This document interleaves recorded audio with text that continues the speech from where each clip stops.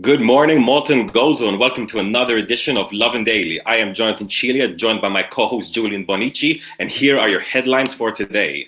Roberta Metsola calls out Maltese director who said she is hated by the people.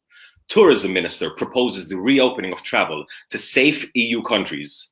2 new people test positive for COVID-19, but no new cases at Halfar Open Centre. Malta set to be one of the last EU countries to announce exit strategy. And cat seriously injured by harvester machine in Zebuj dies. Starting off with a really spicy story, Julian. This is a big story involving a Maltese MEP. Let's just jump right into it. Okay, so essentially, MEP Roberta Metsola sort of came out swinging against the former V18 artistic director Mario Azzopardi, who sort of once again found himself in trouble for a politically charged tirade. Yesterday, Azzopardi uploaded a photo of the MEP saying, "It's not so difficult to hate this sick woman. How can she sleep at night knowing that the country hates her with a passion? They hate you, Roberta."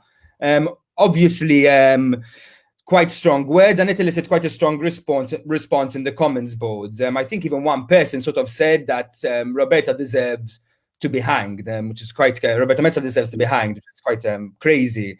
In a reply, Metsola said that she wouldn't be intimidated by Azzopardi, explaining that while she would have rather just simply not commented about the issue, given the COVID-19 crisis and whatever, she feared it would send the wrong message to an aspiring politician.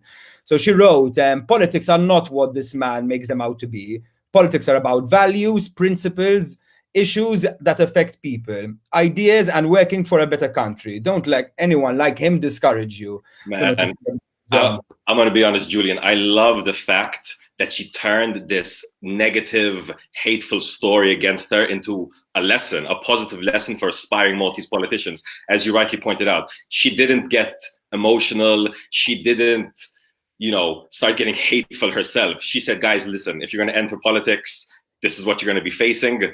This is what you're going to be seeing. So be prepared for it, be aware of it, and don't let it ruin your aspirations. So, well done to Roberta Metsola for taking it on the chin as hard as it must have been and using this negative story to give a positive lesson to aspiring politicians. Mm-hmm. Talking about a Maltese political leader giving more lessons and proposing new ways forward, our tourism minister has proposed the reopening of travel out of Malta to EU countries that have kind of overcome or found positive and safe ways out of this pandemic. This is one of 6 proposals that she put forward as far as reviving the Maltese tourism industry. And it's pretty interesting because obviously Malta's tourism industry is at a standstill. Our airport's closed, our catamaran is suspended. We have little to no tourism on the island right now. So this is obviously going to revive the industry, but at the same time, I'm wondering if it's a bit premature in light of the COVID-19 pandemic. I've sort of got to agree with you there. I do think it's a bit premature. We've worked so hard to keep the number of cases low, and they're actually starting to drop now, and we're seeing the active number of cases drop. We're sort of soon going to see some restrictive measures being lifted. Opening up flights to travel could sort of destroy all that. What are we going to get? A second outbreak of COVID-19, and all the measures are going to have to be introduced again and closed. I mean, I'm sure the state will take all precautions necessary, but I think it's still too early to be opening flights. Tourism can wait a few more months. So this proposal was one of 6 proposals. Some of the other proposals included EU grants to the tourism industry as an investment, EU financial aid to airlines. But, it got me thinking a little bit. Obviously, the tourism industry has historically been a major part of Malta's economy. Many people work in the tourism industry, in hospitality, in all sorts of careers. So I'm wondering if this is a bit of a wake-up call to the island to start looking at the future of the tourism industry in Malta. What new tourism might look like in the future? Might there be a shift towards higher quality tourists? Could we be seeing higher value people coming to the island while less people actually come here? It could be quite interesting to see how COVID-19 affects the future of Malta's tourism industry. Yes, certainly. I think it's quite an exciting future. To move on a bit to our COVID-19 update. So there were 2 new cases of COVID-19 in Malta confirmed yesterday. However, 4 more people have recovered. So this brings the total number of cases to 450, but 286 people have so far recovered. This brings the total amount of active cases down to 160. There's been positive news elsewhere in the Hull Far Open Centre. So if you remember, this was once the hotspot for COVID-19 in Malta, but now there have been no new cases in over a week. As a matter of fact, the drop in cases has actually seen a boost in testing over the weekend, because the health authorities have more capacity to do so. This has been reflected elsewhere. The government has also announced that it's kicked off opportunistic testing of either vulnerable patients or people who might show asymptomatic symptoms. So, it could be quite positive, and we might sort of be ending the year. I don't know what you think. I mean, as you pointed out yourself, this was considered the hotspot of COVID-19 in Malta. 43 residents were tested positive, but no positive cases have been found since 20th April. Though the area has been under quarantine since 5th April, Julian, do you think we could be seeing a lifting of the quarantine of the Hull Far Open Centre in the future? Yes, so the quarantine was actually extended by 2 weeks a week ago. So we could actually see quarantine lifted on Saturday. Obviously, this sort of depends on whether there are no new cases in the Hull Far Centre for the remaining days until Saturday. If there's even 1 case or 2 cases, this could make health authorities rethink their options and extend the quarantine further. So we'll have to see, but it looks like it could be Saturday.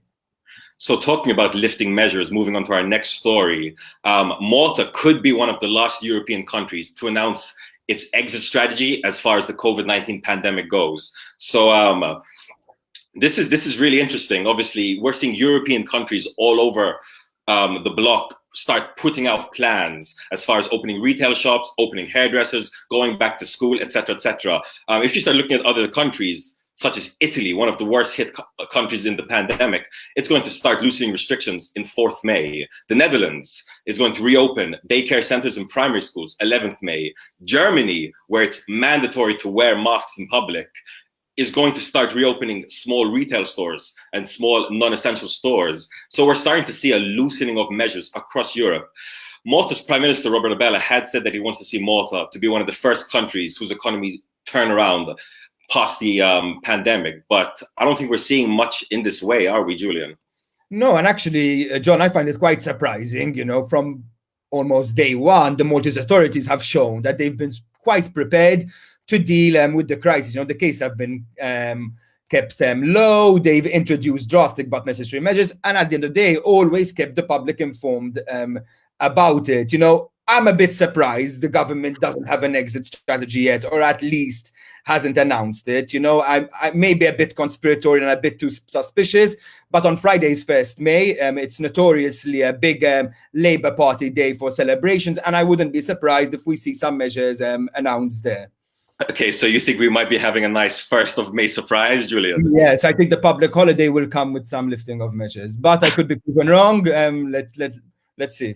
Yeah, let's stay tuned on that. And moving on to our last story for today, it's a bit of an unfortunate story, isn't it? Yes, it's quite a sad story. A cat found with quite shocking severe injuries died. So over the weekend, a cat was discovered with its paws cut off in Hazebouch following an accident in a nearby field believed to be caused by a harvesting machine. So obviously, the images were quite shocking. There was quite an outpouring of support for this cat. The Hazebouch local council even stepped in, so did animal welfare. They took the animal to hospital for treatment, but obviously, the images showed that the injuries were so severe that the cat simply just couldn't survive. That's exactly it. There was a massive showing of support, as you rightly pointed out. I think even the Animal Rights Minister, Anton Reflo, even got involved as well. There's an investigation into it. But as I was researching the story, I spoke to a few vets, and they said you'd be surprised at how often these kind of accidents happen. They happen much more often than you think. So it got me thinking, guys, if you're working in fields, if you're working with any type of machinery where there's animals about, do be a bit vigilant. And if you do happen to cause an accident, call the animal welfare, call the right authorities, call someone to get some help. In this case, after the accident, if I'm not mistaken, the cat was left in the middle of the road, and a random couple that were driving by saw the cat, stopped, got out of their car as the cat was dragging itself to the side of the road. So the cat might have been saved if we had called authorities there and then. So guys, just call them up. They'll be there as soon as they can. But it was very positive to see just how much support there was in the Maltese community. People were even offering to adopt this cat.